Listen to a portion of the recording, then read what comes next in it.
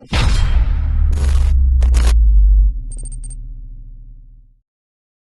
a gente recebesse com toda a nossa alegria o nosso querido, amado, magnífico Rui Luiz Rodrigues!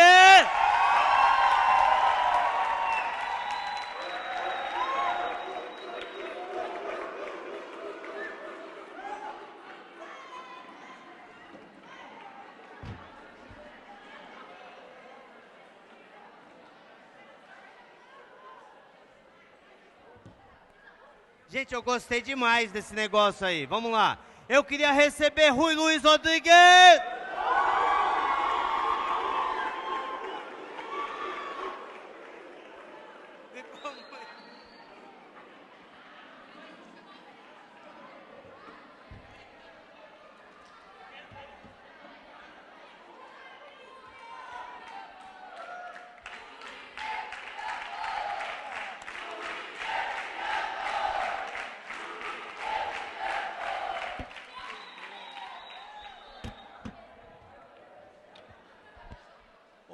Depois dessa, o que eu falo?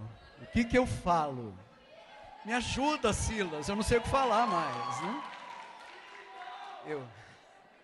Eu queria dizer para vocês, gente, que é difícil expressar a alegria que eu estou sentindo hoje.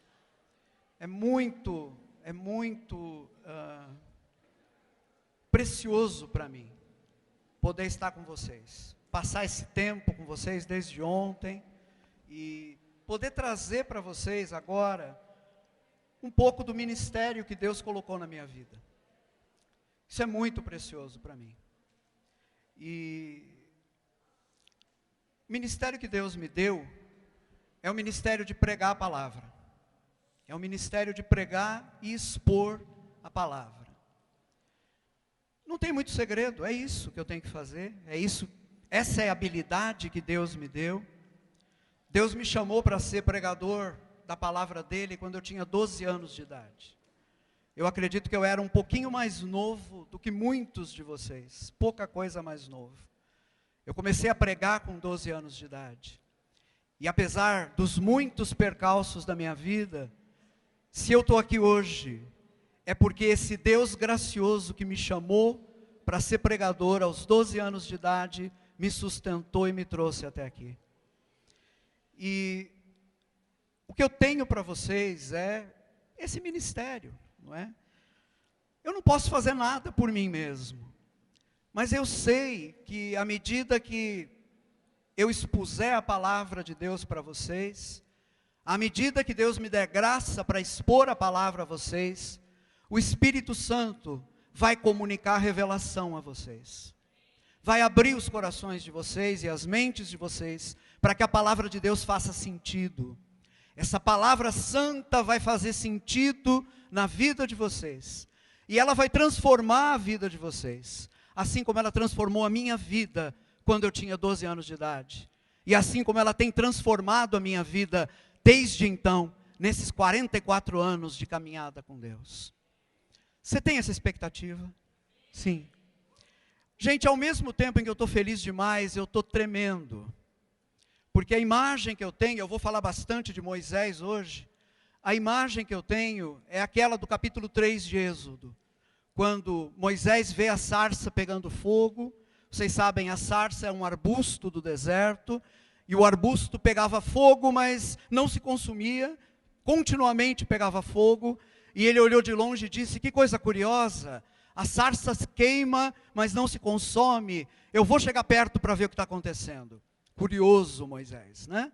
Mas enquanto ele se aproximava, Deus disse para ele: Moisés, fica onde você está, tira as sandálias dos seus pés, porque a terra em que você está é santa. Essa é a palavra que Deus me diz nesse momento. Rui, tira as tuas sandálias, porque essa terra é santa.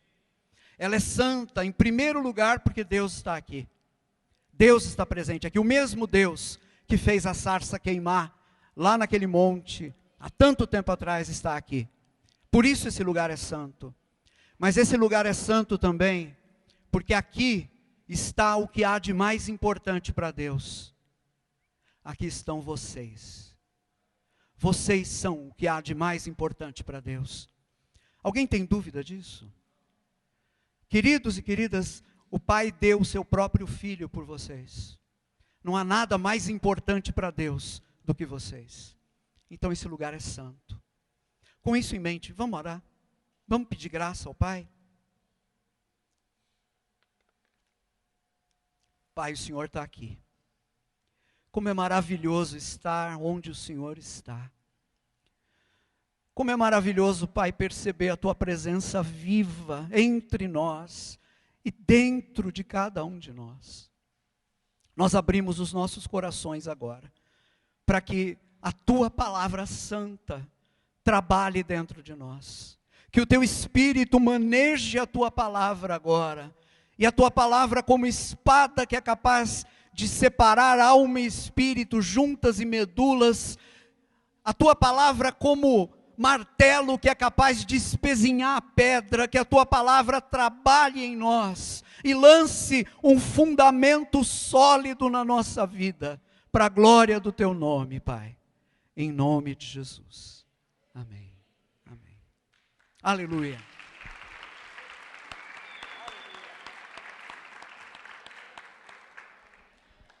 Gente, eu quero falar com vocês hoje sobre ver a glória de Deus. Ver a glória de Deus. Eu quero partir de um texto que está lá na segunda carta aos Coríntios, capítulo 4, versículo 6. Depois a gente vai passar um bom tempo em Êxodo, capítulos 33 e 34, tratando aí da experiência que Moisés teve com Deus. Mas nós vamos começar por 2 aos Coríntios, capítulo 4, versículo 6, que diz o seguinte: pois Deus que disse, das trevas resplandeça a luz, Ele mesmo brilhou em nossos corações, para a iluminação do conhecimento da glória de Deus, na face de Cristo. Eu vou repetir esse texto. Pois Deus que disse, das trevas resplandeça a luz, Ele mesmo brilhou em nossos corações, para a iluminação do conhecimento de Deus, da glória de Deus, na face de Cristo. O conhecimento da glória de Deus, na face de Cristo. O conhecimento do quê? Da glória de Deus. Onde é que se conhece a glória de Deus? Na face de Cristo. Se a gente olhar com calma esse texto, se vocês lerem o capítulo 4, né, até esse momento aqui, vocês vão ver que o contexto está falando de iluminação, mas também está falando de cegueira. Iluminação versus cegueira. Deus brilhou em nossos corações para a iluminação do conhecimento da glória de Deus na face de Cristo. Isso diz o versículo 6. Mas nos versículos 3 e 4, a gente lê o seguinte: mas se o nosso evangelho está encoberto, para os que estão perecendo é que está encoberto. O Deus desta era cegou o entendimento dos descrentes, para que não vejam a luz do evangelho da glória de Deus, da glória de Cristo, que é a imagem de Deus. Então vamos começar por aqui, me acompanhem nisso. Aqui tem luz, nos nossos corações tem luz, ou pelo menos na maioria dos nossos corações aqui, nós fomos iluminados para ver a glória de Deus na face de Jesus Cristo. Mas ao mesmo tempo, há muita gente que está com o coração em trevas. Paulo diz que o Deus deste século, de quem Paulo está falando aqui? De quem? Do diabo, o inimigo, Satanás. O Deus, ele não é Deus coisa nenhuma, é por isso que a palavra está em minúsculo aqui, não é? Ele se pretende ser Deus, ele se pretende colocar no lugar de Deus, ele domina pessoas para se tornar o Deus dessas pessoas. Diz a palavra que esse falso Deus cegou o entendimento dos incrédulos, continua o texto, para que não vejam a luz do evangelho da glória de Cristo. Eu confesso, gente, que isso me dói profundamente. Pensar, saber que há muitos milhões de pessoas cujos corações ainda estão dominados pela escuridão. A luz do conhecimento da glória de Cristo não brilhou ainda nesses corações. Eu penso muito nos meus alunos. E quando eu vejo vocês, eu me lembro dos meus alunos, porque praticamente vocês têm a mesma idade, pouca diferença. Os meus alunos chegam à faculdade cheios de vida, cheios de ideais. Você percebe nos corações, nos olhos deles, um desejo de fazer alguma coisa, de mudar o mundo, de melhorar o mundo. E ao mesmo tempo você percebe nos olhos deles uma total desorientação. Porque eles querem fazer tudo isso, mas eles não sabem como fazer. Então eles abraçam as ideias que vão aparecendo, abraçam os programas que vão aparecendo, se dão a isso de todo o coração, são sinceros nisso, mas nesse processo abraçam ideias erradas, abraçam projetos que não são os projetos de Deus, comprometem as suas vidas com programas que não refletem a vontade de Deus. Eu choro por eles. Assim como eu choro por aqueles que ainda não têm nos seus corações esse conhecimento, essa luz. E fico me perguntando, gente, o que é que a gente pode fazer para que essas pessoas vejam a luz do Evangelho? A resposta está no tema do nosso acampamento. Qual é o tema do acampamento? Qual é o tema? Queridos, a resposta é avivamento. Avivamento é a glória de Deus sendo revelada aos seres humanos. Avivamento é quando os seres humanos, até então indiferentes, têm um vislumbre da glória de Deus. A gente precisa ter bem claro na mente que a obra de Deus na história não é feita por força humana, nem por sabedoria humana. Não se constrói a obra de Deus com a força dos braços, não se constrói com a força da nossa inteligência humana. A obra de Deus é feita apenas pelo poder do Espírito Santo. Vejam o que Paulo diz em 1 Coríntios, no capítulo 1, versículos 23, no capítulo 2, versículos 4 e 5. Diz assim: minha mensagem e minha pregação não consistiram em palavras persuasivas de sabedoria, mas consistiram em demonstração do poder do Espírito, para que a fé que vocês têm não se baseasse na sabedoria humana, mas no poder de Deus. Não é sabedoria humana, não é fé baseada em raciocínios humanos, por melhores que eles possam ser, é fé baseada na demonstração do poder de Deus. É assim que a obra de Deus se realiza. O episódio que nós vamos estudar com Moisés, e aí a gente já pode dar um pulinho em Êxodo capítulo 33, a gente vai ver que Moisés faz um pedido a Deus, depois eu vou detalhar essa história, mas o que Moisés pede a Deus, em resumo, é: Senhor, nós estamos para sair daqui, para ir para a terra que o Senhor nos prometeu, não nos deixe ir sem o Senhor, não permita que a gente vá sem o Senhor.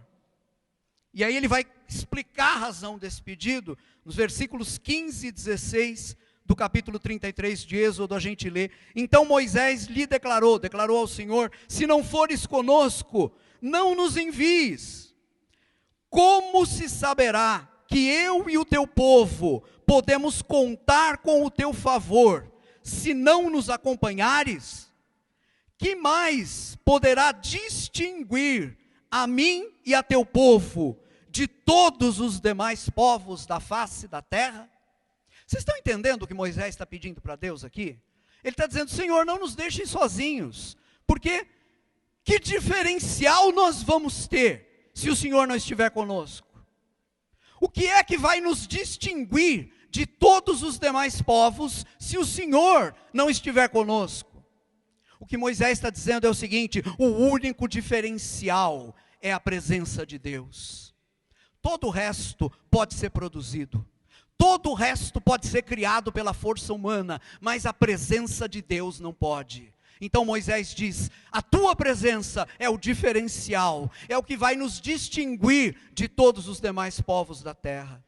Queridos, o que vai fazer diferença nessa geração, para que milhões e milhões de moços e moças, garotos e garotas como vocês, se curvem ao senhorio de Jesus, recebam o Senhor, se tornem discípulos de Jesus, o que vai fazer isso, não é nós termos uma cara de igreja legal, como aquele pessoal é legal, não é nós termos na nossa reunião uma dinâmica toda intensa, por mais bacana que seja tudo isso, e não há nada de errado, mas vejam bem, isso não impressiona ninguém. Entendem o que eu quero dizer? Durante muito tempo, eu e o Silas temos muita estrada, né, Silas? Ele vai lembrar do que eu vou falar. Durante muito tempo a gente achava que a gente ia impressionar o mundo e atrair o mundo para a igreja, sendo parecido com eles. Que engano mais idiota, porque o mundo está cansado de ser o que é. E a gente não vai atrair ninguém querendo parecer com eles, vocês estão me entendendo? A gente não vai atrair ninguém. O que eles procuram é um diferencial. O que eles procuram é algo em nós que eles não têm. E esse algo, esse diferencial não é um algo, não é? Esse diferencial é um alguém. É a presença de Deus que estabelece esse diferencial.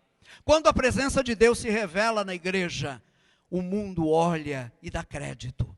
As pessoas percebem que a nossa conversa é para valer. Que aquilo que nós dizemos tem base, tem fundamento. O que vai fazer diferença é a presença de Deus ser notada no nosso meio. É as pessoas poderem dizer: Deus anda com eles de verdade. Deus está presente mesmo com eles. Agora, quando a gente fala de avivamento, tem muita confusão às vezes. A palavra ficou tão inflacionada nos últimos anos, porque ela foi tão empregada de forma aleatória, não é? Qualquer conferência feita por uma igreja era chamada de avivamento, qualquer pregação mais, vibrante era chamada de avivamento. Deixa eu dizer uma coisa para vocês: avivamento é mais do que isso. Avivamento é mais do que um programa, é mais do que uma conferência, é mais do que um acampamento. Avivamento é a glória de Deus sendo manifesta. Avivamento é a presença de Deus sendo percebida de forma inequívoca. O que quer dizer isso? De tal maneira que ninguém consegue se equivocar, não dá para confundir, não dá para dizer é outra coisa. Enquanto nós pudermos atribuir à eloquência do orador o resultado, isso ainda não é avivamento. Enquanto a gente puder atribuir à boa programação do evento o resultado, isso ainda não é avivamento. Avivamento é quando tudo é atribuído inequivocamente à presença de Deus. E é por isso que muitas vezes o avivamento acontece com os chamados improváveis. Não com bons oradores, não é?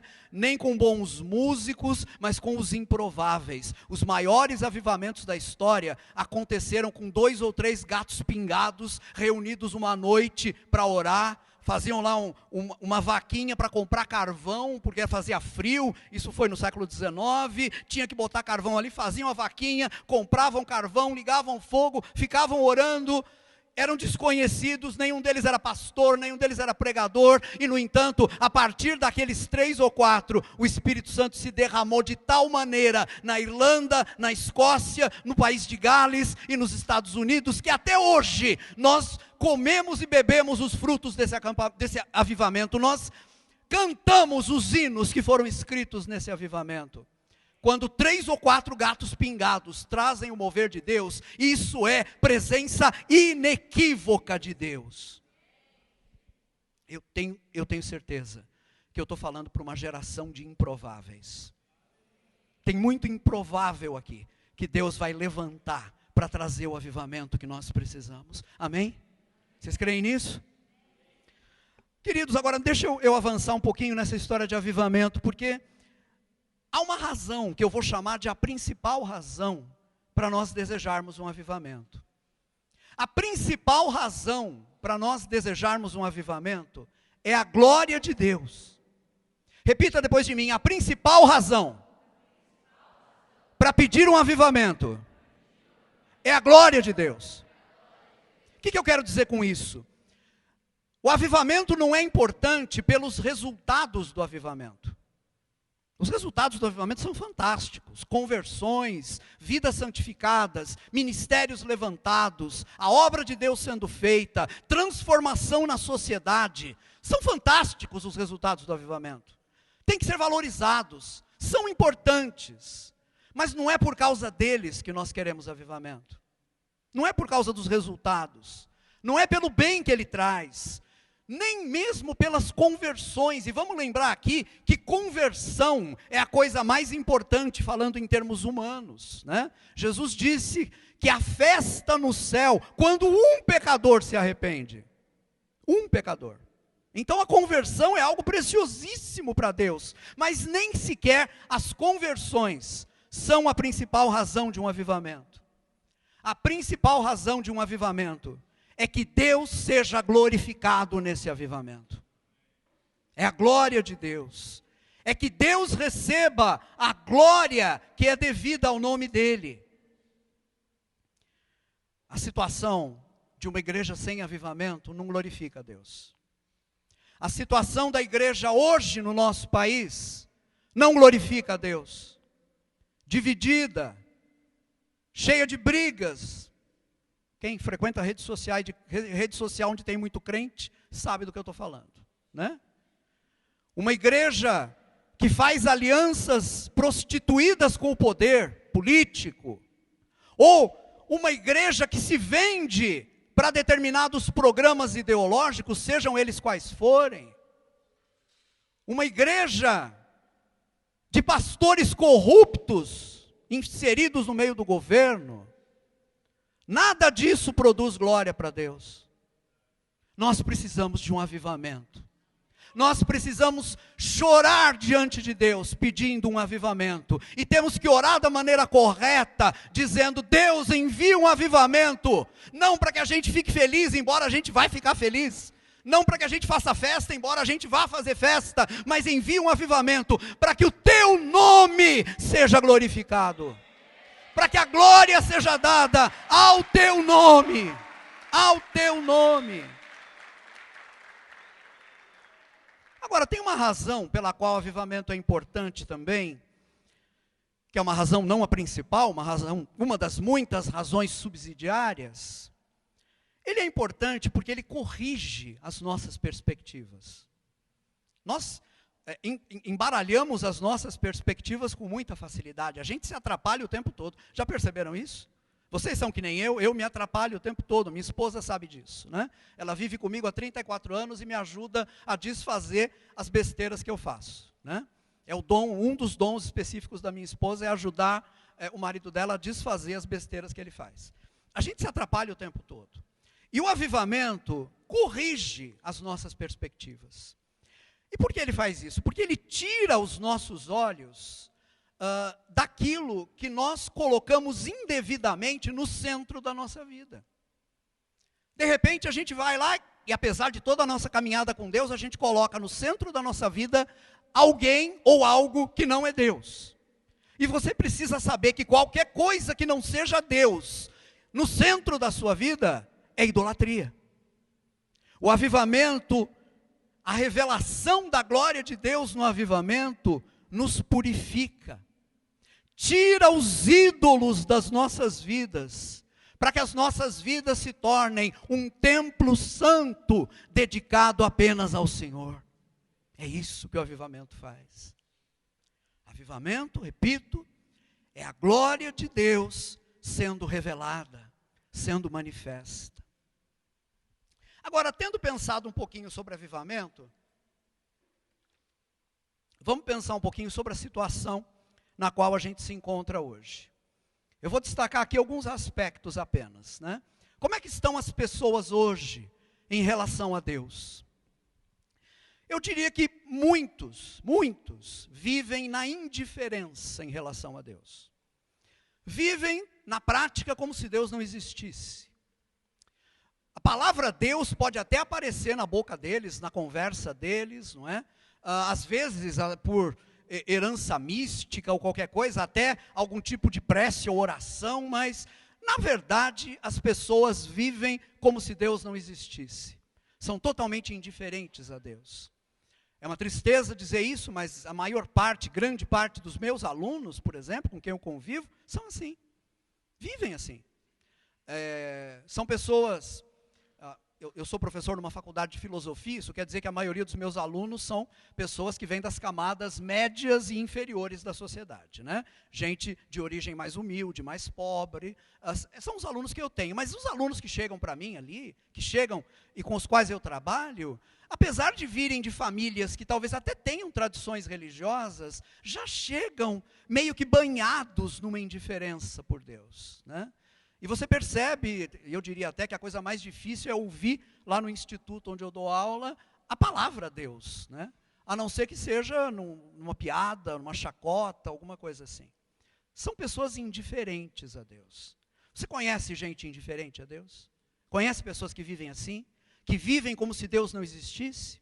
Então essa é uma situação específica, é uma parte da situação que eu quero avaliar com vocês. A segunda parte dessa situação, tem muita gente por aí que tem, em relação a Deus, o que eu chamo de uma consideração instrumental. O que é ter uma consideração instrumental em relação a Deus? É tratar Deus como um instrumento. Tratar Deus como uma ferramenta. Tratar Deus como um meio para se atingir um fim. Bom, Deus, eu entrei na faculdade, estou precisando passar, estou todo embananado, me ajuda aí. Né? E faz uma promessa. Vou rezar 3 Padre Nosso e 5 Ave Marias, né? Pronto. Aí a pessoa vai lá e passe ou não passe, não interessa. O fato é, essa pessoa tratou Deus como um instrumento para conseguir alguma coisa. Ou então, pode parecer até mais refinado, mas vejam bem. Deus é aquilo que faz com que eu me sinta bem, né? Eu tenho uma semana tão difícil, aí... No domingo, eu vou lá para Carisma, vamos falar da nossa casa em vez de falar dos outros, né? Eu vou lá para Carisma, a turma toca bem, eu levanto minhas mãos, eu canto para Deus, aquilo me alivia, e Deus faz eu ficar feliz. E aí eu volto para casa, vou para a minha semana e tal. Para um pouquinho para pensar. Se você se relaciona com Deus nessa base, você está tratando Deus como um instrumento. Você está fazendo de Deus um meio para atingir um fim, que é o seu bem-estar, a sua alegria. Como se Deus fosse aquela porção de açúcar que você come quando está para baixo e o açúcar te bota para cima. Não é? Será que é assim que a gente deve se relacionar com Deus? Essa é a segunda parte dessa situação que a gente encontra por aí. Na primeira, gente indiferente em relação a Deus. Na segunda, gente que talvez até pareça ter alguma relação com Deus, mas é uma relação instrumental. É uma relação onde Deus é apenas um meio para chegar a um fim. Em terceiro lugar, a terceira parte dessa situação. Para muita gente, Deus é apenas parte de uma tradição de família. Deus é o Deus dos seus pais. Afinal, você nasceu na Carisma, não nasceu? Não foi apresentado lá? O Anésio não ergueu você no momento que o Gernando gosta de chamar, momento Rei Leão, né? Ergueu, aqui, o pessoal aplaudiu. Ou então não na Carisma, mas você nasceu aí numa família que crê em Deus, seu pai e sua mãe creem em Deus, seu avô era pastor, foi perseguido lá no sertão nordestino por ser pastor evangélico, não é? Tem uma tradição na sua família. Então Deus é parte da sua tradição de família. Será que essas maneiras de se relacionar com Deus são suficientes? Gente, a gente vai tentar aprender um pouquinho agora sobre como Deus revela a sua glória, através da experiência que Moisés teve, e que está registrada aqui nos capítulos 33 e 34 de Êxodo. Eu vou resumir para vocês essa experiência. Deus havia chamado Moisés para subir ao monte, para receber a lei, Moisés passou 40 dias e 40 noites no monte, recebeu a lei, as instruções de Deus, e no momento em que Moisés ia descer, Deus disse a Moisés: vai lá, porque o povo que você tirou do Egito está se prostituindo com outros deuses. Moisés desce do monte e descobre que lá embaixo o povo tinha feito um bezerro de ouro para adorar esse bezerro, porque eles não sabiam o que tinha acontecido com Moisés. E Moisés, naquele momento, quebrou as tábuas que trouxe com ele lá do alto do monte, que tinham a lei escrita, não é?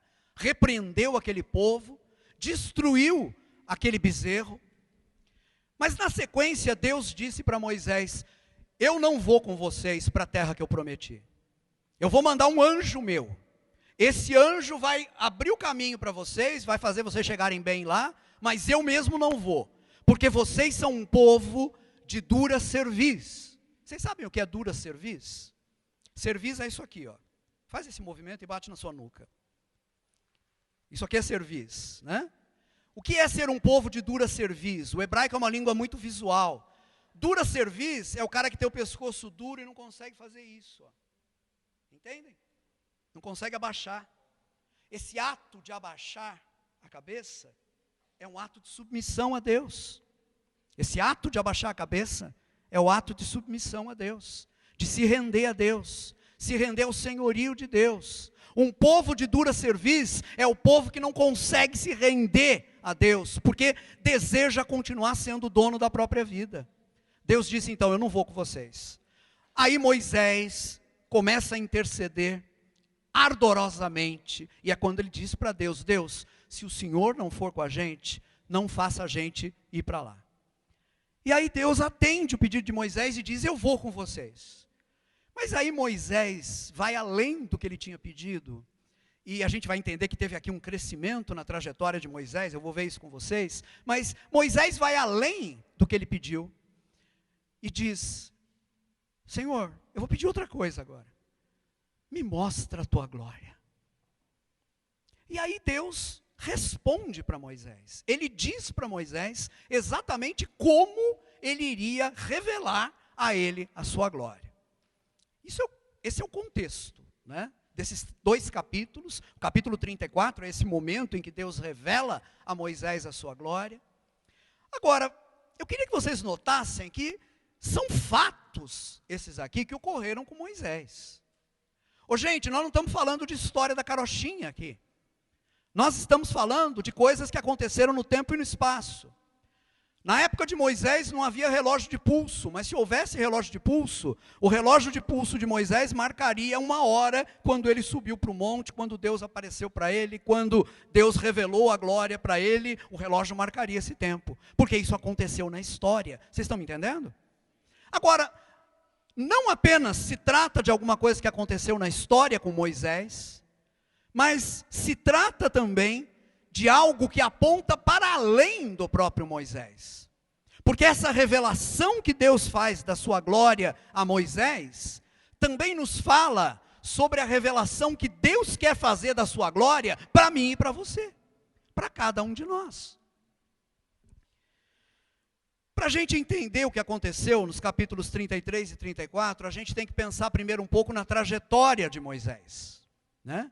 E o parêntese que eu abro agora aqui é para fazer uma pergunta importantíssima nesse momento. Quem é que está acordado, levanta depressa a mão direita. Ok, valeu, valeu. Ótimo, obrigado, obrigado, obrigado. Valeu. Sim, porque, né?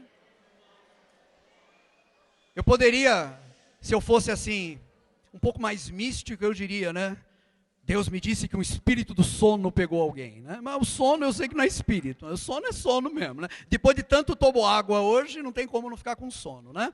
Mas, como eu vinha dizendo, quem está acordado, levanta depressa a mão esquerda. Aí, valeu, valeu, valeu, valeu, valeu. Dá para continuar então. Obrigado. Primeiro, para entender Êxodo 33 e 34, tem que entender um pouquinho a trajetória de Moisés. E a trajetória de Moisés vai ajudar a mim e a você, para que eu e você possamos ter uma revelação da glória de Deus hoje. Vejam bem, Moisés não começou chegando e dizendo: Deus, me mostra a tua glória. Não é assim que as coisas acontecem. Como é que Moisés começou? Antes que ele pudesse sequer desejar ver a glória de Deus, primeiro, esse homem precisou entrar num relacionamento pessoal com Deus. Moisés nasceu já num relacionamento pessoal com Deus? Não, ele precisou entrar nesse relacionamento. E como é que começou esse relacionamento? Eu diria, da pior maneira possível. Moisés está pastoreando o rebanho do sogro dele numa montanha lá. De repente, eu já narrei isso, de longe ele vê a sarça pegando fogo. Isso está no capítulo 3 de Êxodo, e eu vou ler um trechinho para vocês, versículos 3 a 5. A sarça está lá pegando fogo, não se esqueçam, né? O texto diz assim: que impressionante, Moisés pensou, por que a sarça não se queima? Vou ver isso de perto. Qual o nome disso que Moisés está experimentando aqui? Oi? Curiosidade, muito bem, né? Vou ver isso de perto. Ele está curioso. O Senhor viu que ele se aproximava para observar. E então, do meio da sarça, Deus o chamou. Moisés, Moisés, eis-me aqui, respondeu ele. Deve ter tomado um susto, porque a sarça começa a falar com ele agora, né? E não apenas começa a falar com ele, mas sabe o nome dele também. Estou aqui. Então disse Deus: não se aproxime, tire as sandálias dos pés, pois o lugar em que você está é terra santa. O que Deus está dizendo para Moisés é o seguinte: Moisés, você está em terra santa. Aqui, agora, não é como nas outras circunstâncias da sua vida. Você é um homem curioso. Você via alguma coisa interessante, se aproximava e olhava, se aproximava e examinava. Você estava habituado a fazer isso, mas aqui a coisa é outra. É como se Deus dissesse a Moisés: aqui o papo é diferente. Não serve para cá aquilo que você está acostumado no restante da sua vida. Não serve. Gente, a curiosidade é uma forma de relação instrumental com alguma coisa, concordam comigo? Porque se de repente, vamos supor que isso daqui fosse não uma garrafa de água, mas fosse uma coisa diferente, uma daquelas lâmpadas orientais que o pessoal diz que tem um gênio dentro, por exemplo, né? Eu, não conhecendo aquilo, olharia e diria: puxa, que coisa interessante, eu quero ver o que é isso, né? Eu não estou interessado nisso, eu estou interessado em satisfazer a minha curiosidade. É a minha curiosidade que está sendo importante aqui, e não o objeto que eu estou examinando. Vejam bem, eu estou tratando isso daqui como um objeto. Moisés tratou a sarça como um objeto. Está pegando fogo e não se consome. Eu vou ver o que é isso. E Deus diz: não faz isso, Moisés, não se aproxime. A lição para nós aqui é a seguinte: Deus nunca se permite ser visto como um objeto. Deus nunca se permite entrar como um objeto numa relação com a gente. Porque Deus é o Senhor. Porque Deus é o dono de tudo. Porque com Deus, uma relação que o trata instrumentalmente não é possível. Vamos começar a aprender aqui que a relação com Deus é sempre do jeito de Deus. Amém? Diga depois de mim: a relação com Deus é sempre do jeito de Deus. Não é do nosso jeito. A gente não apita na relação com Deus. É do jeito de Deus. No versículo seguinte, de Êxodo 3 ainda, no versículo 6, a gente lê o seguinte: então disse Deus, no 6 agora, disse ainda: eu sou o Deus de seu pai, o Deus de Abraão, o Deus de Isaque, o Deus de Jacó. Então Moisés cobriu o rosto, pois teve medo de olhar para Deus. Deus aqui está dizendo que é o Deus de quem? Abraão. E Abraão, Isaque e Jacó são o que de Moisés? Os antepassados. Para o hebreu era válido dizer, são os pais, né? Não é o pai, porque o pai era um outro, mas para a mentalidade hebraica é mais ou menos assim: o meu bisavô é como se fosse meu pai, o meu tataravô é como se fosse meu pai, entendem isso? Então, podemos dizer que aqui Deus está dizendo: olha Moisés, você ainda não me conhece, eu sou o Deus dos seus pais, Sou o Deus de Abraão, o Deus de Isaac, o Deus de Jacó. Fica implícito aqui, ainda não era o Deus de Moisés. Moisés ainda estava fora de uma relação pessoal com Deus. Se para Deus não serve uma relação instrumental, que trata Deus como um fim para conseguir alguma coisa, grave também o seguinte: para Deus não vale uma relação onde Deus é apenas parte da herança da família.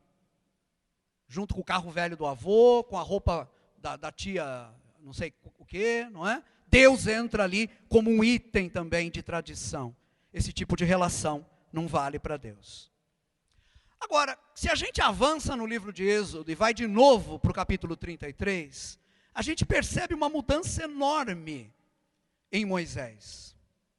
Quando a gente olha com atenção Êxodo 33, do 17 ao 23, a gente vai perceber uma mudança enorme. Já começou antes, no 15 ele já disse: Deus, se o Senhor não for com a gente, não nos faça sair desse lugar. Alguém pode até suspeitar, será que Moisés aqui estava tendo uma relação instrumental com Deus ainda? Do tipo, bom, ele está querendo que Deus vá junto, para garantir que eles vão chegar, vão conseguir entrar na terra, tudo vai correr bem, e etc. Se fosse assim, Deus ainda estaria sendo tratado por Moisés dentro de uma relação instrumental. Mas não é assim, porque Moisés insiste: por favor, Senhor, vai com a gente, não manda a gente para lá se o Senhor não for junto. Mas logo a seguir ele acrescenta algo que mostra que a relação dele com Deus era outra agora. Ele diz, e isso está no versículo 18, 33, 18. Então disse Moisés: peço-te que me mostres a tua glória. Quando Moisés faz esse pedido, ele revela que a relação na qual ele estava com Deus agora era uma relação diferente.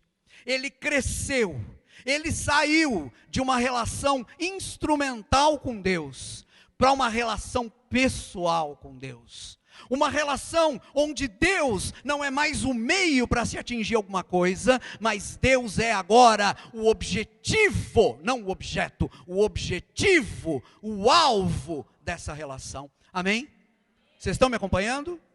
Sim? Se tiver alguém dormindo do teu lado, cutuca, agora. Nesse momento em que Moisés faz esse pedido e diz: Deus, mostra a mim a tua glória, nós percebemos que agora Deus já é o Deus de Moisés. Deus não é apenas o Deus de Abraão, Isaac e Jacó. Deus agora também é o Deus de Moisés. Esse pedido que Moisés faz para Deus, eu queria que a gente pensasse um pouco sobre ele. O que é que Moisés está pedindo para Deus? Senhor, mostra-me a tua glória. Queridos, é isso que a gente pede para Deus? Esse é o nosso pedido? Mostra-me a tua glória.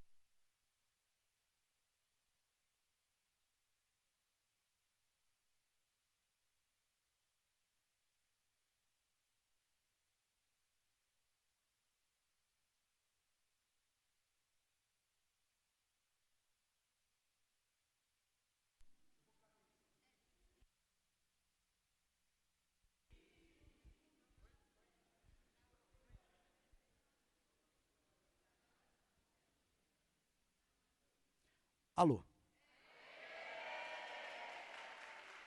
É isso. Pode me chamar de Rui, o destruidor de microfones, se vocês quiserem, né? Agora eu tenho que lembrar onde é que eu estava. Assim, esse pedido que Moisés faz para Deus, esse é o nosso alvo? A glória de Deus é o seu alvo? Ver a glória de Deus é o seu alvo? E eu queria te perguntar, e eu queria que você fosse muito sincero na sua resposta. Não é uma resposta para mim, é uma resposta para você e para Deus. Qual é o maior alvo da sua vida? Qual é o alvo prioritário da sua vida? Meu querido, minha querida, deixa eu te dizer algo. O alvo prioritário da sua vida só pode ser Deus. O alvo principal da sua vida só pode ser Deus. Porque se não for Deus, você vai ser infeliz. Se não for Deus, a sua vida vai ser uma desgraça. Qualquer coisa que não seja Deus e que nós transformamos em alvo prioritário da nossa vida, mesmo coisas boas, família, casamento, trabalho, qualquer coisa que nós colocamos no lugar de Deus, se torna um ídolo que destrói a nossa vida. Deus precisa ser o alvo prioritário da nossa vida. Amém? Moisés faz um pedido fantástico para Deus, ousado. Senhor, me mostra a tua glória. E Deus responde para Moisés. Mas agora a gente vai ter que estudar qual é a resposta que Deus dá a Moisés. Essa resposta, eu vou examiná-la com vocês, em primeiro lugar, dividido em 2 momentos aqui, muito rapidamente. A primeira coisa que Deus responde para Moisés, quando Moisés pede, Senhor, me mostra a tua glória. A primeira coisa que Deus responde é, Moisés, a minha glória está no meu caráter. Êxodo 33, versículo 19. No 18, lembram?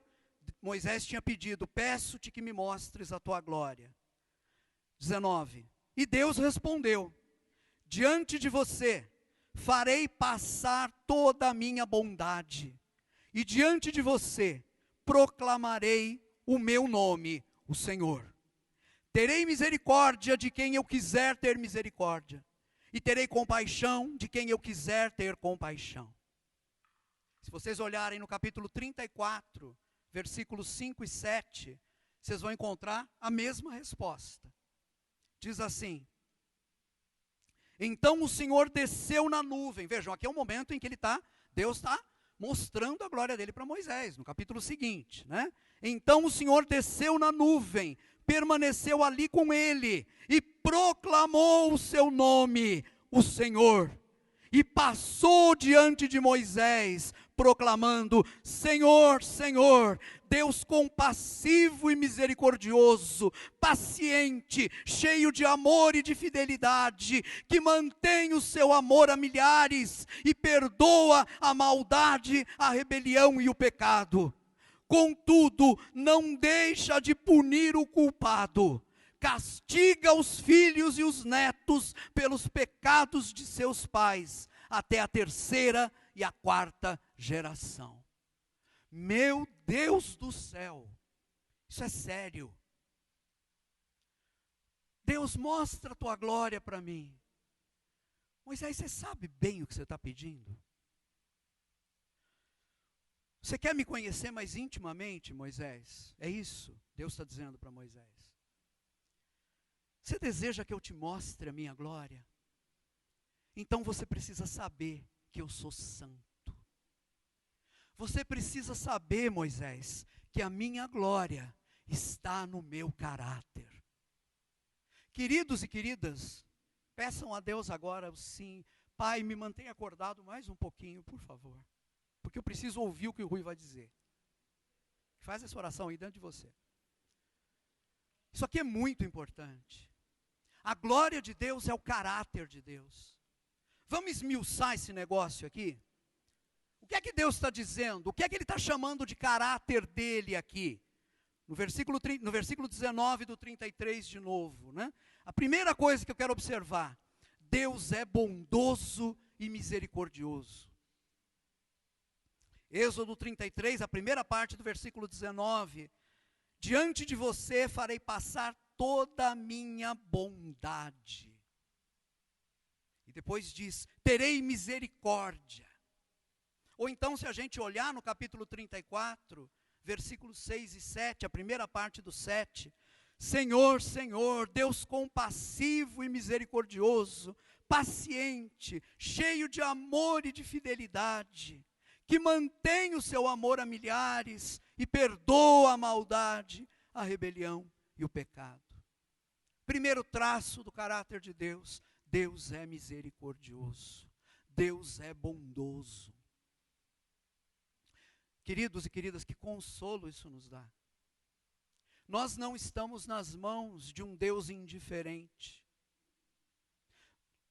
Primeiro, nós não estamos nas mãos do acaso, amém? As pessoas com quem eu convivo na faculdade, coitados, eles acreditam que a vida é resultado do acaso. Como se toda essa maravilha que somos nós, e como se toda essa maravilha que é o nosso planeta, e como se toda essa maravilha que é esse universo, pudesse ter surgido do acaso. Acaso? Deixa as coisas aqui espalhadas por 1 quintilhão de anos, e espera essas coisas se juntar e virar alguém como eu. Você vai morrer de velho de esperar e nunca vai ver, porque o acaso não cria, o acaso não realiza nada. Nós não somos frutos do acaso, nós somos frutos de um Deus criador. Mas saber isso ainda não seria consolador, porque um Deus criador poderia nos criar e nos chutar para o canto, né? Como alguns filósofos acreditam. Deus criou o mundo e deixou o mundo entregue a si mesmo. Um Deus indiferente. Deus não é indiferente. E mais, Deus não é mau. Nós não estamos à mercê de um Deus inconstante, instável, que pode de repente ficar mal. Como algumas pessoas. Eu sei que algumas pessoas aqui têm uma imagem paterna de Deus fragilizada. Porque o seu pai, ora chegava bem, carinhoso, amoroso em casa, ora chegava bêbado, batendo, brigando. E esse tipo de coisa esfrangalha a imagem de Deus dentro de qualquer pessoa. Portanto, você precisa saber que Deus não é assim. Não tem um momento em que Deus sai para os botecos do universo, toma um pileque, vem e bate na gente. Não tem um momento em que Deus deixa de ser confiável. Não tem um momento em que Deus deixa de ser bondoso, porque Deus é sempre a mesma bendita e santa pessoa, bondosa, amorosa e misericordiosa. Que isso cure você no mais profundo do seu coração, em nome de Jesus.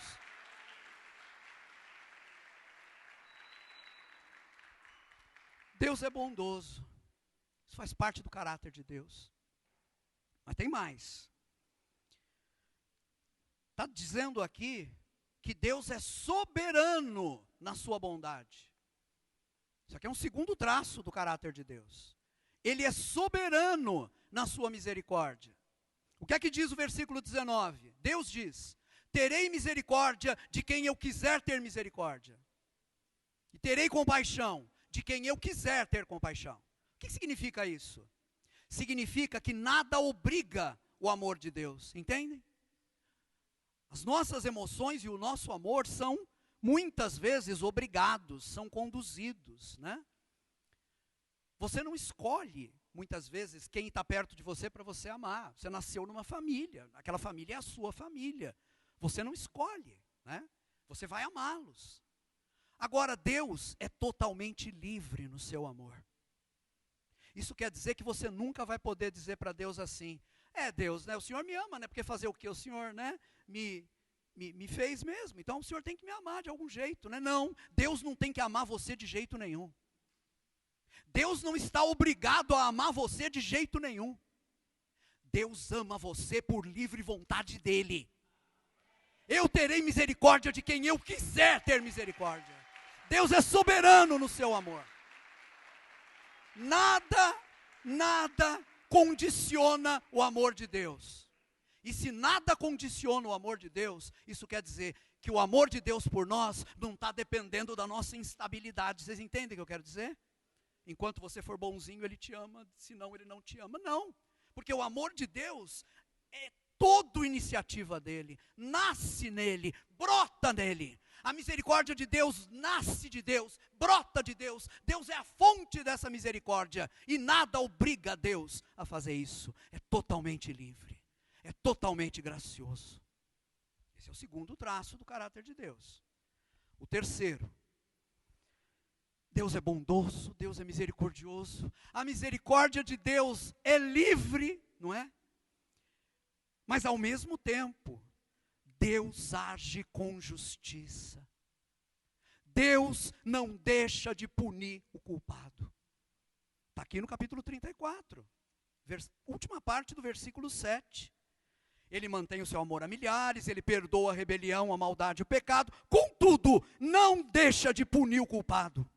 Castiga os filhos e os netos pelo pecado de seus pais, até a terceira e a quarta gerações. É isso mesmo. Adão e Eva comeram o fruto, não é? E nós também entramos no castigo. Castiga o pecado dos pais, nos filhos e nos netos. Sim, porque Deus é justo. Agora, queridos, por causa do pecado, vejam bem, isso aqui é importante. Por causa do pecado, eu e você não conseguimos entender isso. Por causa do pecado, nós dividimos e separamos essas coisas. Nós não entendemos como amor e misericórdia podem conviver com justiça e punição. A gente não entende isso, porque nós somos limitados pelo nosso pecado, pela nossa condição humana. Mas o problema está na gente. Deus, sendo santo, é perfeitamente amor e perfeitamente justiça. Vocês entendem isso? Isso quer dizer que tudo isso está perfeitamente integrado no caráter de Deus. Eu sei que isso é sério. E eu sei que a reação a essa última característica do caráter de Deus tinha que ter mesmo esse resultado que teve aqui, né? Sobretudo a nossa geração, e eu diria até a nossa geração, a geração de vocês, não tolera ouvir falar em punição. Talvez não haja nada mais alheio a nós do que a ideia de punição. E é por isso que no meio da igreja não se fala mais da punição divina. Não se fala mais do castigo divino. E no entanto, não me parece que Deus tenha mudado. E não me parece que Deus tenha invalidado a sua palavra. Ele diz, eu vou punir o culpado. Porque faz parte do meu caráter santo. Eu não posso negar o meu caráter santo. Percebam que Deus precisou responder a Moisés começando por aí. Mostrando o seu caráter.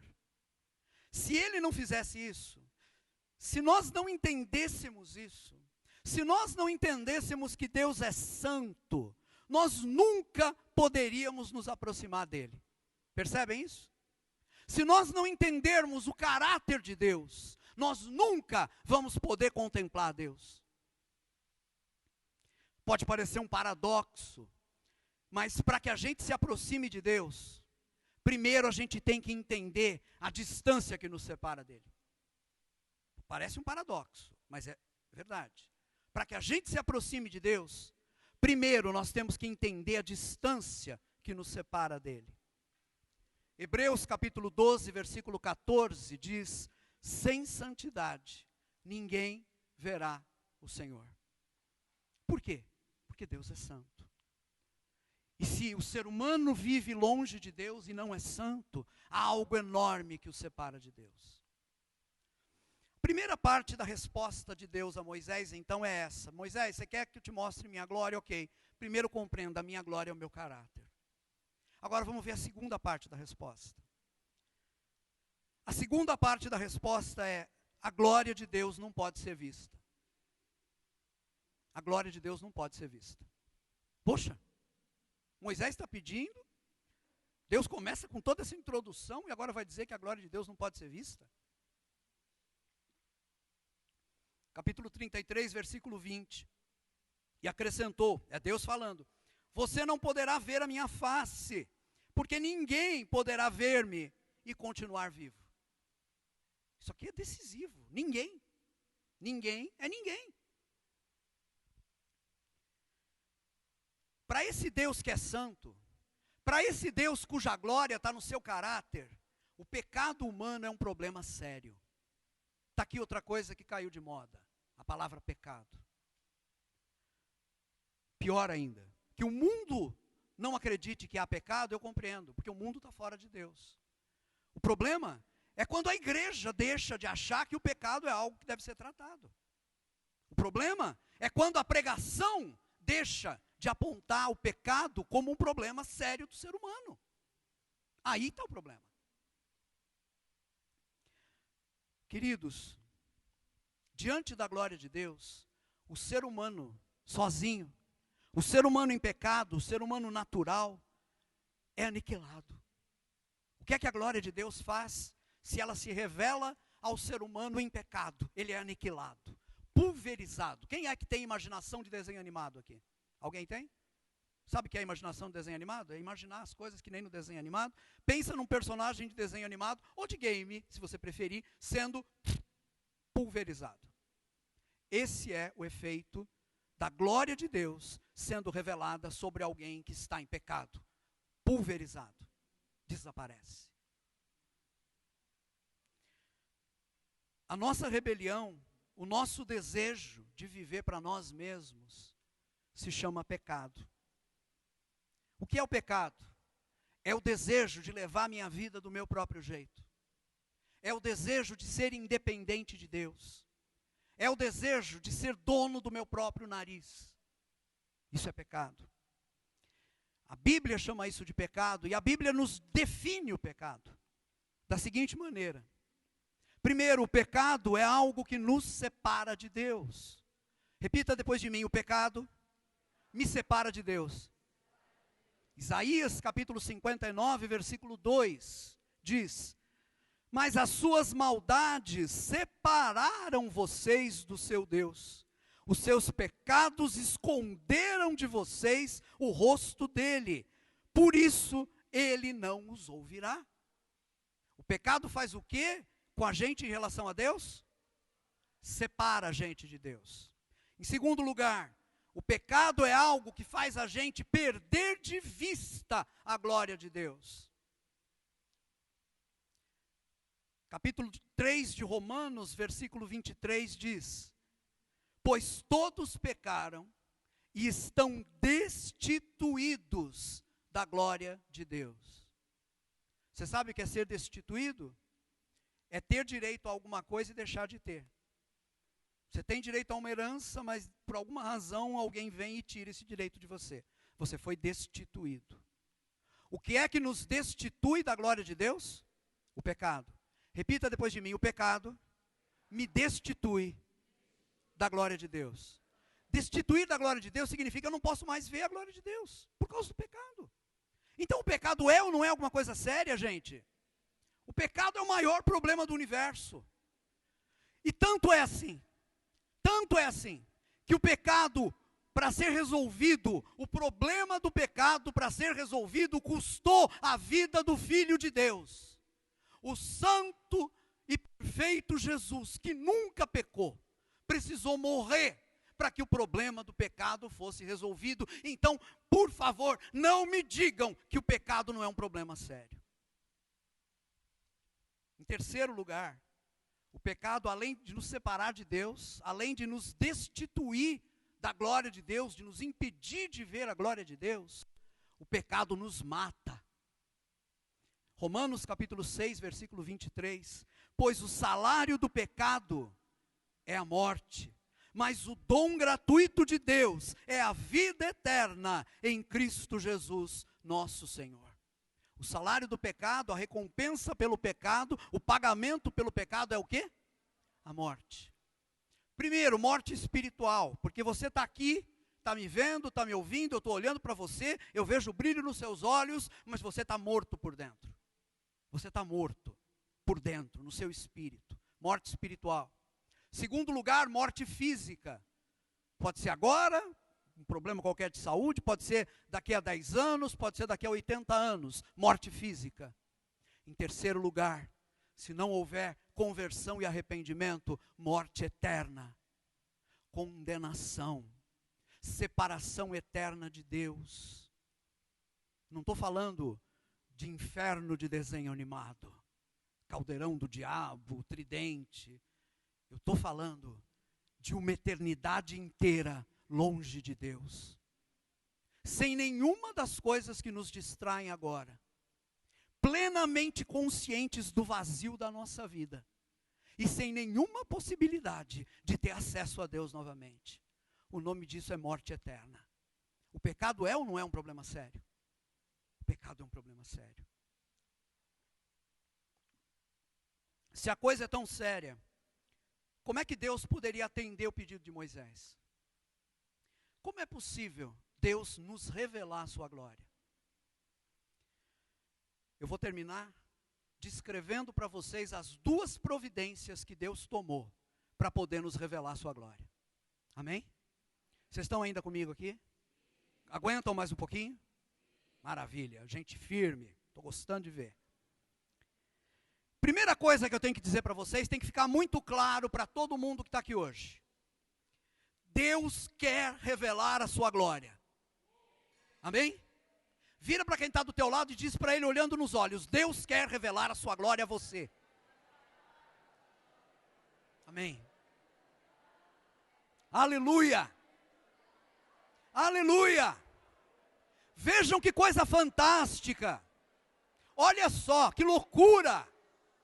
Ninguém pode ver a glória de Deus, mas Deus quer que a sua glória seja vista. Deus quer revelar a sua glória. Gente, o objetivo de Deus sempre foi o de ter relacionamento íntimo com a gente. Eu acho lindo, há muitos anos eu acho poesia da mais alta categoria. Aquele versículo 8 do capítulo 25 de Êxodo. Quando Deus diz para Moisés assim, e farão um santuário para mim, e eu habitarei no meio deles. Quer fazer um exercício, lição de casa? Quer? Lição de casa? Leia Êxodo 25, 8, e depois vai ler Apocalipse 21 e 22.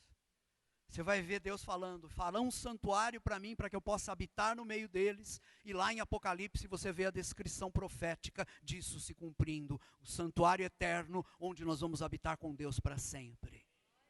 Queridos, o que Deus está dizendo aqui é o seguinte, eu quero morar com vocês. Vocês querem, tem coisa mais terna do que isso? Tem coisa mais humilde do que isso? O Criador de tudo dizendo para mim e para você, eu quero morar com vocês.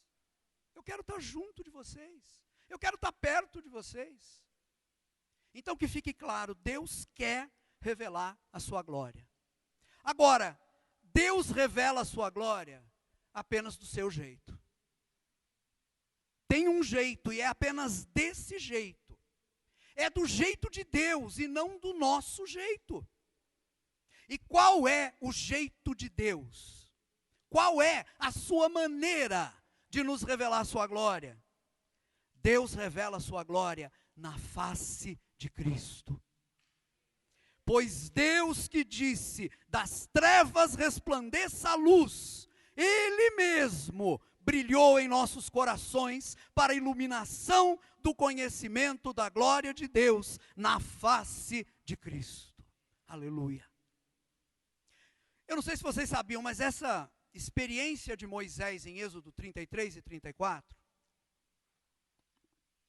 tem um paralelo no Novo Testamento. E esse paralelo está no episódio da transfiguração. Vocês vão encontrar em todos os evangelhos sinóticos, Mateus, Marcos e Lucas, o episódio da transfiguração. Eu vou me ater aqui ao relato que Mateus faz no capítulo 17 do seu evangelho. Mateus 17, versículos 1 a 9. Vocês lembram do episódio, não lembram? Eu vou ler para garantir que todo mundo se recorde. Diz assim, Mateus 17, 1. 6 dias depois, Jesus tomou consigo Pedro, Tiago e João, irmão de Tiago, e os levou, em particular, a um alto monte. Monte lá onde Moisés estava, monte aqui, né? Ali ele foi transfigurado diante deles. Sua face brilhou como o sol, e as suas roupas se tornaram brancas como a luz. Naquele mesmo momento, apareceram diante dele Moisés e Elias, conversando com Jesus. Então Pedro disse a Jesus, Senhor, é bom estarmos aqui. Se quiseres, farei 3 tendas, uma para ti, uma para Moisés e outra para Elias. Enquanto ele ainda estava falando, uma nuvem resplandecente os envolveu, e dela saiu uma voz que dizia, este é o meu filho amado, de quem me agrado, ouçam-no.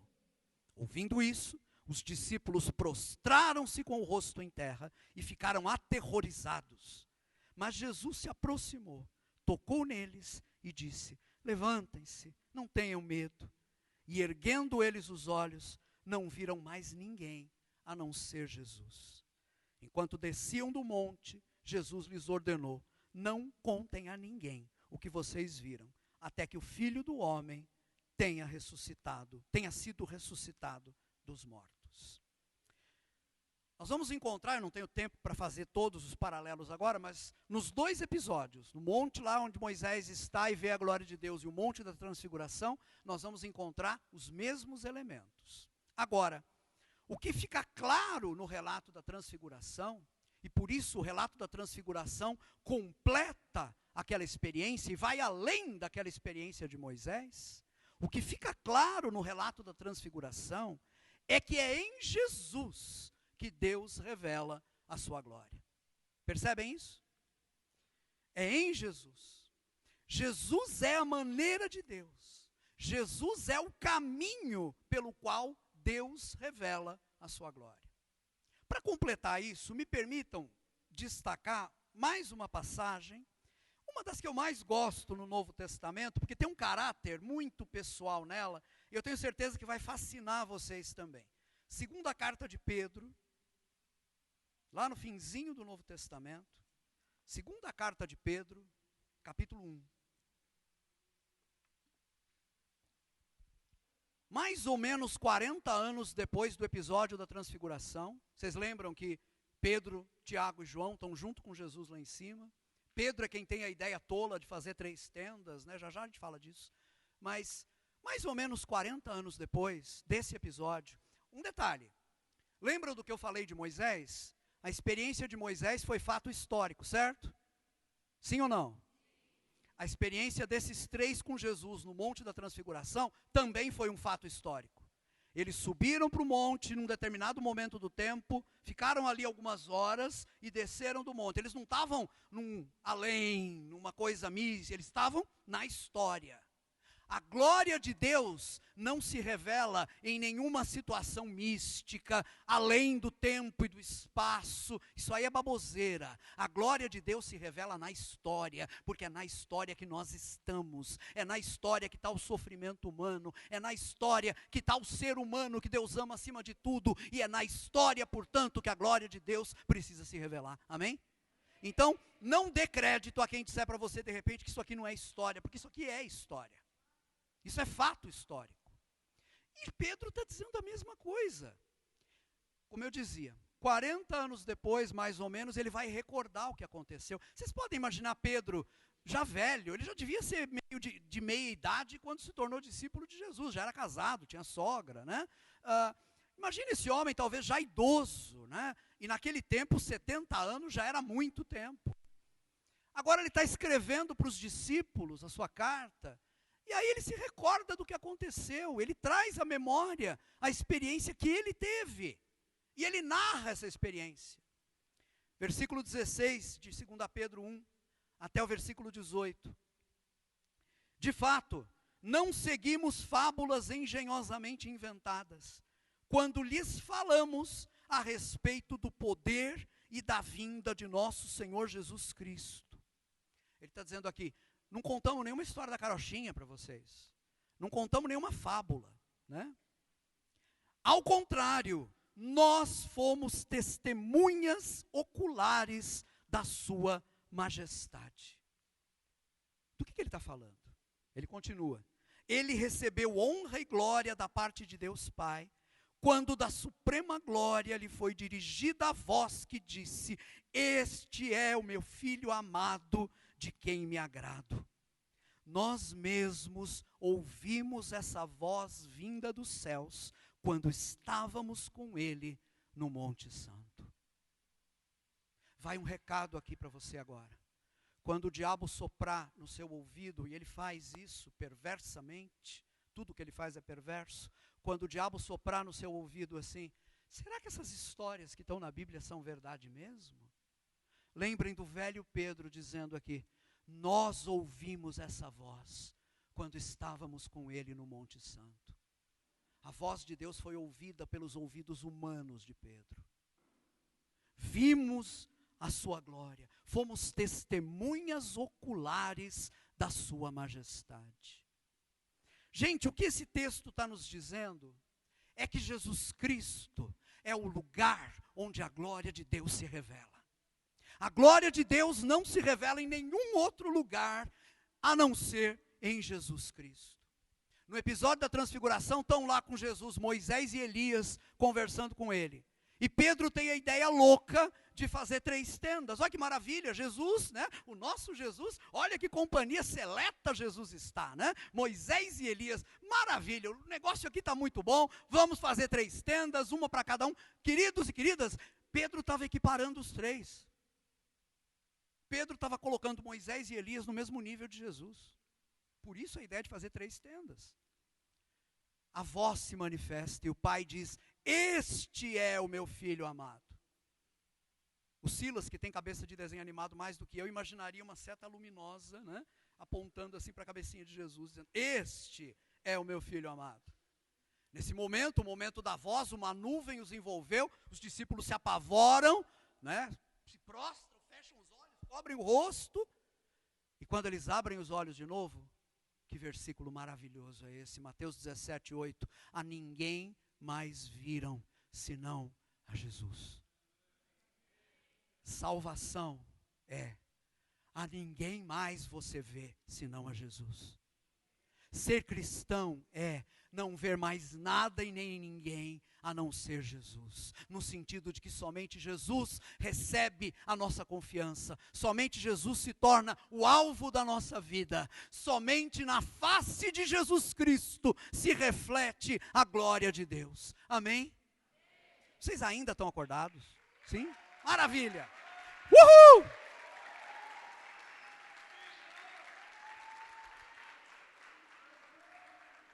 Vocês estão mostrando que vocês são para valer, porque eu já estou falando há mais de 1 hora, né? E eu estou absolutamente consciente disso. E eu disse para o Lore: Lore, você não vai ficar me importunando com o relógio hoje não, né? Ele disse: não, fica à vontade, tá bom, né? Eu estou aqui. E eu tenho 55 anos, então se eu estou aqui firme, vocês têm que estar firmes aqui também. É isso. Graças a Deus. Queridos, nós sabemos que Deus quer revelar a sua glória, amém? Vocês creem nisso? Nós sabemos onde Deus revela a sua glória. Onde é? Em Jesus, na face de Cristo. A última coisa que nos resta agora é saber como Deus revela a sua glória. E aí é que eu tenho que falar rapidinho das 2 providências que Deus fez, tomou, para que nós pudéssemos ver a glória dele.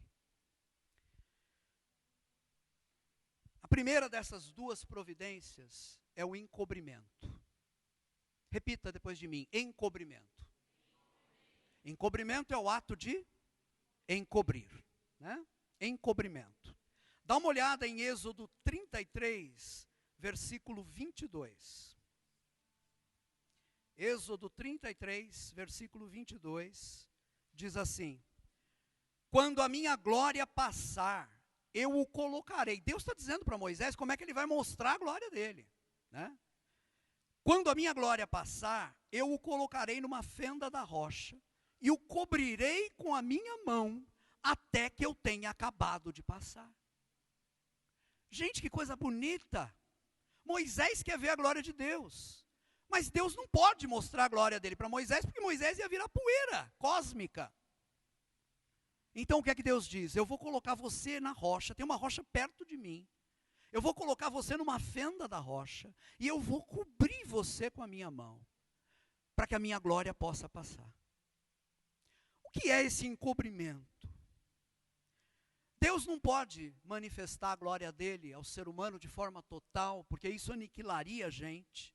Portanto, Deus precisa nos cobrir com a sua mão. Como é que Deus faz isso? Como é que Deus nos cobre com a sua mão?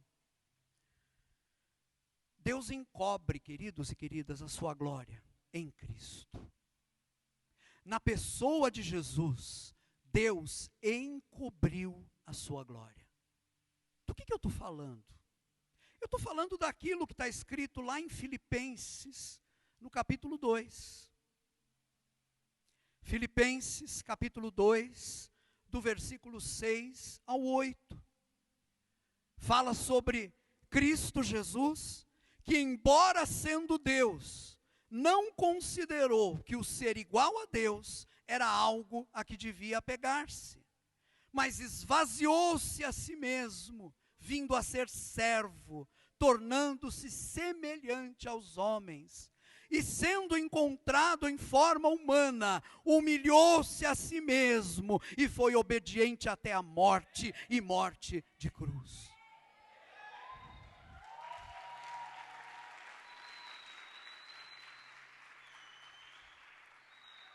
Deus pegou a glória dele, juntou a glória dele toda, e escondeu a glória dele num homem chamado Jesus. Deus homem, o verbo encarnado, o Filho de Deus. Mas eu e você, olhando para ele, iríamos ver as rugas, as marcas de expressão, a barba talvez cheia de falhas, não é? Os calos nas mãos, um homem. Mas a glória de Deus está escondida nele. Querem um outro exemplo desse ocultamento? João capítulo 13. Uma das partes mais bonitas do Evangelho de João. Vocês podem ler depois, a lição de casa também, do versículo 1 ao 15. Vocês conhecem a cena. Jesus está para partir a última ceia com seus discípulos e decide lavar os pés deles. Mas veja como é que João coloca o relato. Nos versículos 3 a 5 de João 13, diz assim: Jesus sabia que o Pai havia colocado todas as coisas debaixo do seu poder. Olha só, Jesus sabia que Deus havia colocado, o Pai havia colocado o quê? Debaixo do seu poder? Todas as coisas, não é? E que viera de Deus e estava voltando para Deus. Nossa, sabendo de tudo isso, o que é que Jesus faz? Assim, levantou-se da mesa, tirou sua capa e colocou uma toalha em volta da cintura.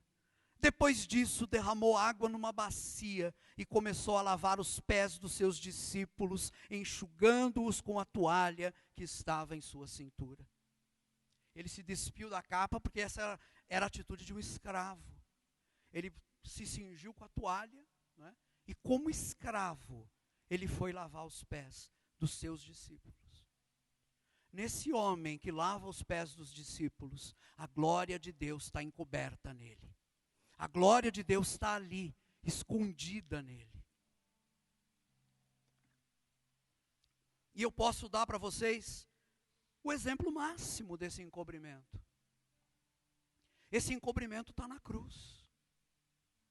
Naquele homem que foi preso, torturado, cuspido, apanhou horrores, foi levado aos empurrões até o Calvário, foi deitado no chão em cima da cruz, foi pregado na cruz, os pregos atravessaram os punhos dele, os pés dele, a cruz foi erguida, ele ficou ali na posição mais incômoda que pode haver nesse mundo, porque a morte por crucificação é uma morte por sufocamento lento. À medida que a perna vai se cansando, vai tendo cãibras, o peso do corpo vai se concentrando na caixa torácica do homem que está pendurado, até que esse homem morra por asfixia. É uma morte terrível, por asfixia. Muito pior do que ser enforcado. Leva horas. Nesse homem pregado na cruz está a glória de Deus. A glória de Deus, se fosse procurada em qualquer canto do universo, não seria encontrada, porque ela estava toda colocada nesse homem pregado nessa cruz. A glória de Deus estava ali. Queridos, os falsos deuses sempre são espalhafatosos. Os falsos deuses sempre querem aparecer como gloriosos. Os falsos deuses sempre são promovidos pelos seus adeptos. Os ídolos vivem tendo a sua falsa glória sendo promovida. O Deus verdadeiro é aquele que esconde a sua glória e faz isso por amor de nós. Por que Deus escondeu sua glória em Jesus? Para poder chegar perto da gente. Para que Ele pudesse estar conosco sem nos matar. Para que Ele pudesse estar conosco e ter comunhão conosco, sem que essa presença santa nos fulminasse. Vocês conseguem imaginar isso? Vocês conseguem imaginar o quanto de amor há nesse encobrimento da glória de Deus? Então, para que Deus pudesse nos revelar a sua glória, a primeira providência foi essa. Ele precisou encobrir a glória dele. E Ele encobriu a glória dele na pessoa de Jesus Cristo. Amém? 1 Coríntios 1, versículos 23 e 24, diz assim: nós, porém, pregamos a Cristo crucificado, o qual, de fato, é escândalo para os judeus e loucura para os gentios. Em outras palavras, quem olha para a cruz, vê apenas um homem morrendo, torturado, pregado. O crucificado é escândalo para os judeus e loucura para os gentios. Mas para os que foram chamados, tanto judeus como gregos, isso inclui a gente, Cristo é o poder de Deus e a sabedoria de Deus. Onde é que está o poder de Deus? No crucificado. Isso é loucura para o homem do mundo, é loucura para quem se perde, mas para nós é o poder de Deus e é a sabedoria de Deus.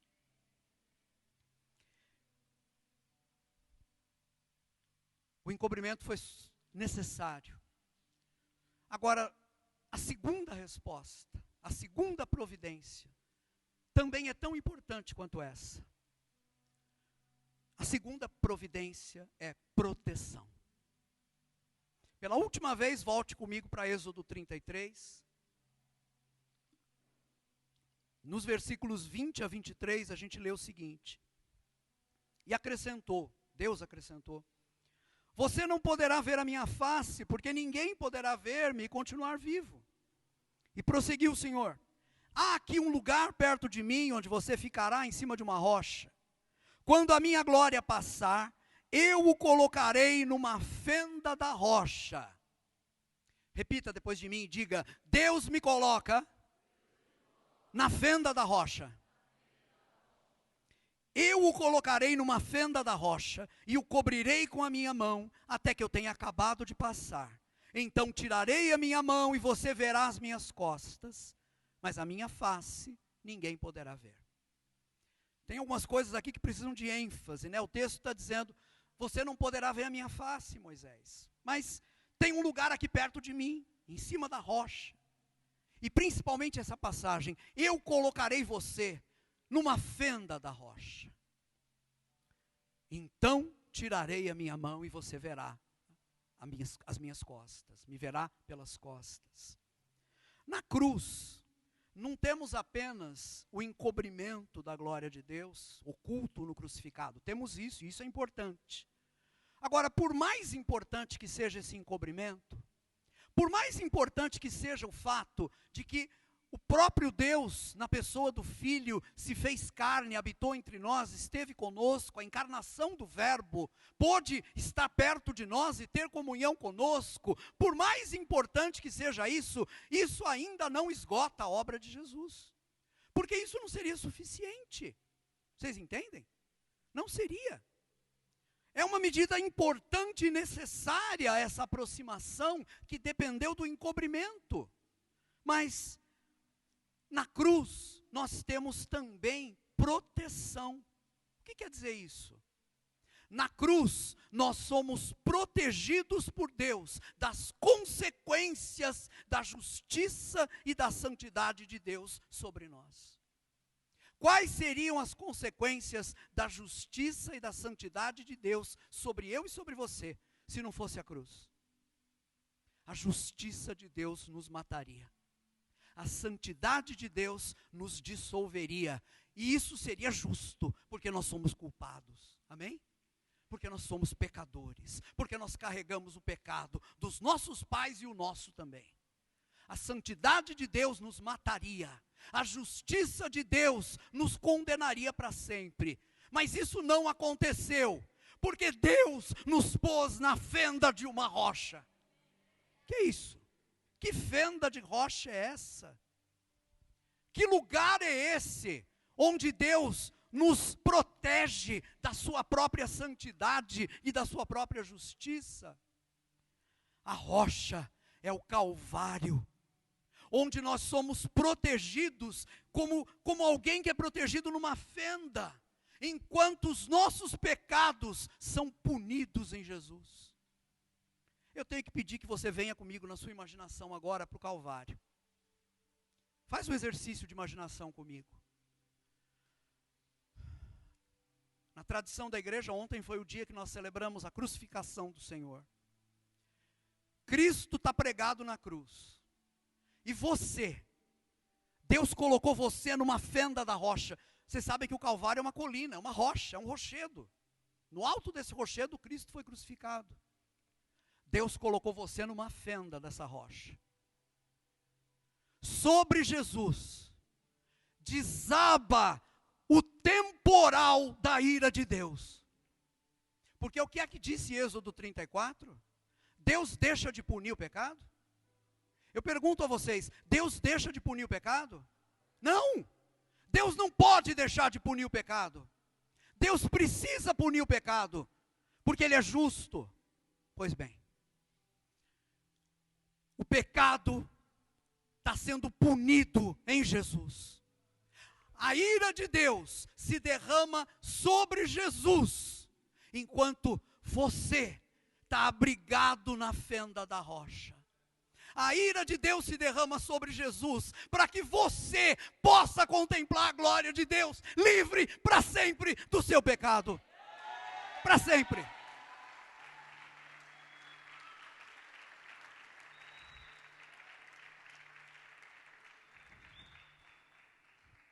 O perdão de Deus nunca é um deixa para lá em relação ao pecado. Esse é o nosso perdão.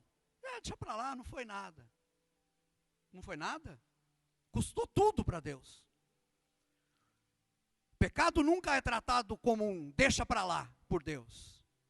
Para poder nos perdoar, Deus precisou punir o pecado. E Deus puniu cada pecado. Cada pecadinho, cada pecadão, cada miligrama de pecado. Cada pecado que já foi cometido, cada pecado que ainda vai ser cometido, Deus puniu todos esses pecados em Jesus, para que eu e você pudéssemos ver a glória dele sem nenhum impedimento. É isso. Isso é evangelho. Qual é o resultado? O encobrimento da glória de Deus em Cristo. Esse ocultamento da glória de Deus em Cristo. E essa proteção representada pela obra de Jesus na cruz, protegendo a gente do castigo do pecado, recebendo o castigo em nosso lugar. Essas duas providências, o encobrimento da glória de Deus e a proteção que nós temos no Calvário, na fenda da rocha, resultam em revelação da glória de Deus. As condições estão preenchidas. Deus pode revelar sua glória, não do nosso jeito, mas do jeito dele. Deus pode revelar sua glória na face de Jesus Cristo. A minha face ninguém poderá ver, disse Deus em Êxodo 33. Nenhum ser humano ainda tem a visão direta da glória de Deus. Aprendam isso. A visão direta da glória de Deus nós vamos ter apenas quando o Senhor Jesus voltar. E quando nós, ressuscitados ou arrebatados, recebermos um corpo incorruptível. E aí vai se cumprir aquela palavra de Jesus que está em Mateus capítulo 5, versículo 8. Bem-aventurados os limpos de coração, porque eles verão a Deus. Um dia eu e você, com novos corpos eternos, não mais sujeitos à decadência e à morte, vamos contemplar a glória de Deus diretamente. Amém? Você tem essa esperança? Porque o presente século quer roubar essa esperança da gente. Deixa eu te dizer uma coisa. Um dia, o Senhor Jesus vai voltar. Amém? Essa é a sua esperança? Eu me lembro de ter lido há muito tempo atrás sobre um homem que toda manhã, quando orava, abria a janela do quarto, olhava para o céu, e a primeira oração que ele fazia todo dia era a mesma oração. Ele dizia: Senhor, será hoje que o Senhor vai voltar? Eu acho que cristãos têm que viver com essa expectativa. Um dia o Senhor vai voltar. Aqueles de nós que tiverem morrido vão ressuscitar. Vão ter corpos novamente. Aqueles de nós que estivermos vivos, seremos transformados num instante e seremos levados juntamente à presença do Senhor. E estaremos para sempre com o Senhor. Nesse dia, nós vamos ver a Deus diretamente. Agora, hoje, quem está em Cristo tem agora a visão da glória de Deus refletida na face de Jesus Cristo. Pois Deus que disse, das trevas resplandeça a luz, Ele mesmo brilhou em nossos corações para iluminação do conhecimento da glória de Deus na face de Cristo. Amém? Aleluia.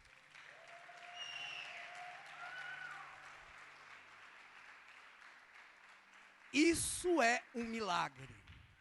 Isso é um milagre. A gente não está falando de coisa simples aqui, isso é um milagre. Isso é tão milagre quanto aquilo que aconteceu lá no primeiro dia, quando Deus disse, haja luz e houve luz. Deus brilha no nosso coração.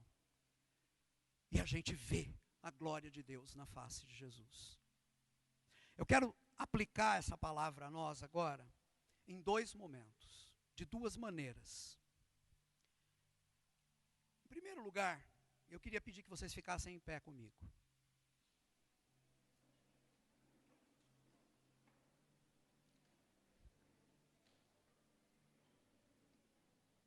E eu queria pedir, eu sei que é pedir muito, por conta do dia cansativo, por conta do desejo de tomar um chá, por conta de que eu estou falando há muito tempo, não é?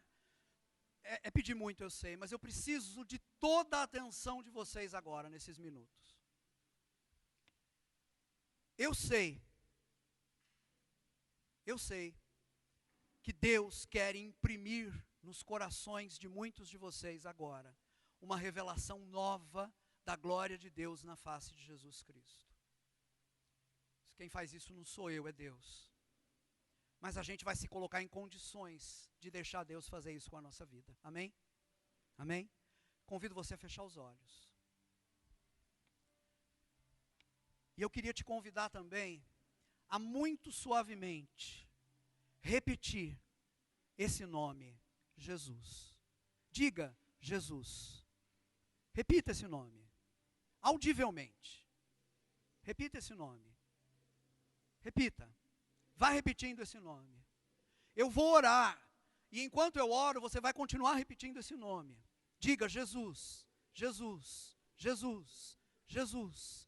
Jesus, diga esse nome. Senhor, pelo poder do Teu Espírito, imprime nesses corações a revelação de Jesus Cristo crucificado. Imprime nesses corações. Permite, Senhor, que seus olhos vejam agora a face de Jesus Cristo. E na face de Jesus Cristo, que eles vejam o brilho da Tua glória, Senhor. Em nome de Jesus. Imprime, Senhor, nesses corações, coloca nesses corações essa revelação da glória de Jesus Cristo, para a glória do Teu nome, Senhor. Continue falando, Jesus, Jesus, continue, Jesus, Jesus, Jesus, Jesus. Pai, que a Tua glória se manifeste nas vidas desses moços e moças, que o poder do Teu Espírito, Senhor, comunique a eles agora aquilo que somente o Teu Espírito pode fazer. Essa visão de Jesus Cristo, crucificado e ressurreto, como dono e Senhor das nossas vidas, Pai.